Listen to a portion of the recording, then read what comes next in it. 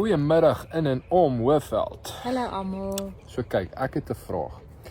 Het jy agtergekom elke liewe keer wanneer ons besig is met die Baliefees, of dit nou die gaskunstenaars is of enige iemand, is daar altyd een naam wat opkom? Wel, okay, 2, maar ons gaan nou net fokus op die 1. Maar een naam, wie dink jy is dit? Ja, daai een naam, daai een stoute naampie wat gewoonlik opkom. Judith. So ons het gevoel, kom ons, wat noem jy dit, stel julle voor, né? Ons kyk bietjie en ons wys bietjie vir julle. Wie is Judith nou eintlik? Wie is Judith? Sy is die organiseerder van die Baliefees, maar sy is soveel meer. Kom ons kyk.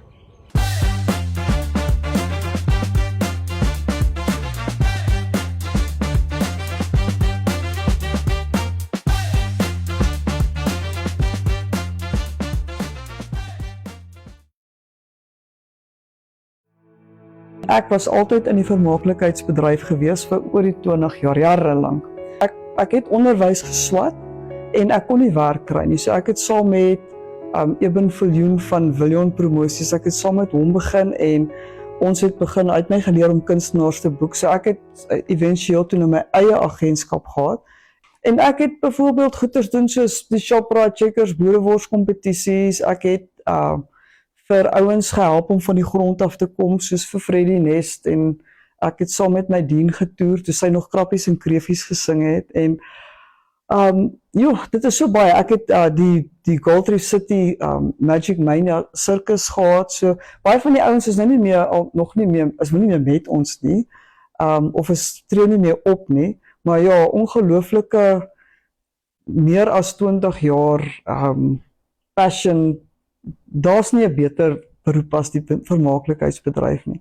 Daar's niks beter om by 'n saal in te stap en mense, daai opwinding wat mense het om die show te sien, en wanneer 'n ou 'n hit sing, net die saal wat net ontplof, en dit is net so fantasties om dit te sien. Dit is absoluut amazing.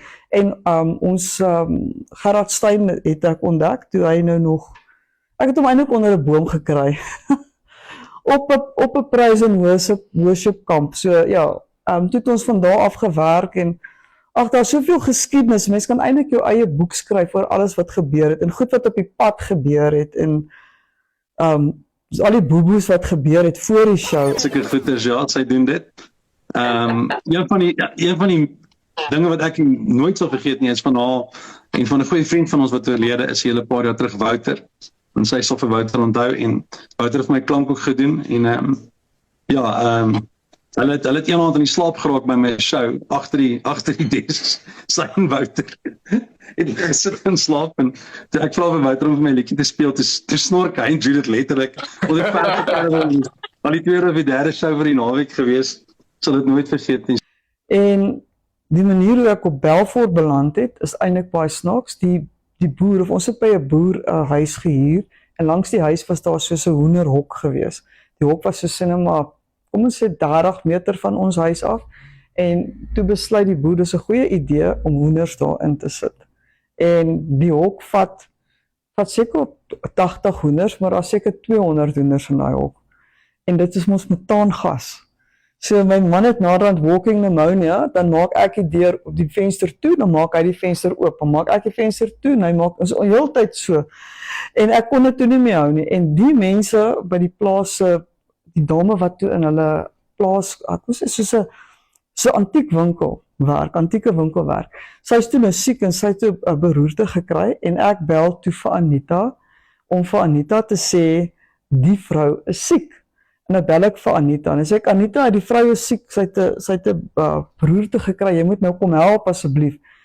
En Anita sê vir my, wow, stop, wat gaan aan? Toe bel ek nie die Anita van die plaas nie, maar ek bel Anita van Belfort. Die Anita van Belfort sê toe vir my, maar hoekom kom jy nie Belfort toe, jy kom teach hier so iets werk. En toe is ek 'n week later in Belfort, so dis hoe ek in Belfort beland het. So ek was eers by die laerskool, toe by die hoërskool, so ek het toe opgeskuif hoërskool toe, was 'n posisie oop gewees hierso. En een van die voorwaardes was om te help met die fees te reël. So ek is nou al van 2018 af betrokke by die fees.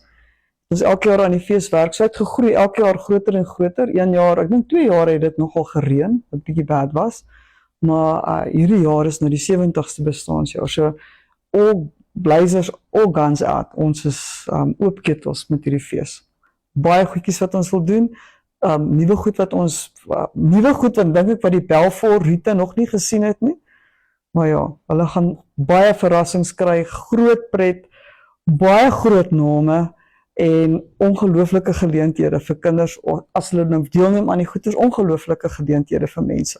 Die kinders het my vandag gevra, juffrou, wat is die ding waarna jy die meeste uitsien op hierdie fees? Die heel meeste, en dit was eintlik nie moeilik om te antwoord nie, want dit is eintlik die tribute show.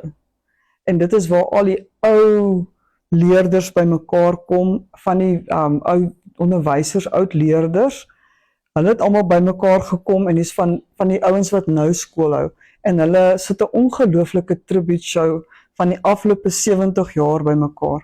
En as jy nou aan dink, vir 'n skool om 70 jaar te bestaan in so 'n klein dorpie soos ons, dis 'n groot mylpaal. En as jy gaan kyk na die ander skole om ons, daar's nie een skool, ek bedoel, meneer Breed doen soveel moeite om hierdie skool te onderhou, dit is sy passie. En daar's nie een skool wat so lyk nie. En na 70 jaar, om te sê ons lyk so na 70 jaar, met alles wat ons deurgaan, met alles wat al die finansiële druk wat op die families is in Balfour, kan ons net sê dankie. So ons sê dankie en dan, ek dink, ja, die tribute show gaan vir my absoluut die hoogtepunt wees. Nie dat die ander ouens nie goed is nie, ons het baie groot name wat kom. Maar ek dink nie daai sentiment vir die fees. Ek is maar sakker vir sentiment, so ja. Daai liefde, daai passie wat jy sien, net om jouself uit te druk, want kinders doen dit nie meer nie. Kinders kyk TV en is op hulle fone, maar dit is net magic. Dit is net om iets aan mekaar te kan sit, is net magic, en dis dieselfde met die Baliefees. Dit is absoluut net magic. Al die groot name, al die stukkies wat jy bymekaar sit van die puzzle, net om een groot wow ding te maak. En dit is een van die redes hoekom ek by Balfour is, of een van die redes hoekom ek hiernatoe gekom het, is juis om hulle met die fees te help. En dis net elke jaar wow, daar's altyd goed en sleg in 'n fees, maar ek dink ons los vir die volgende generasie ek wil nie eintlik sê dat dit 'n vaardigheid is nie, dis eintlik half 'n geskenk wat jy los vir die volgende generasie. Kuns is absoluut 'n geskenk van bo af.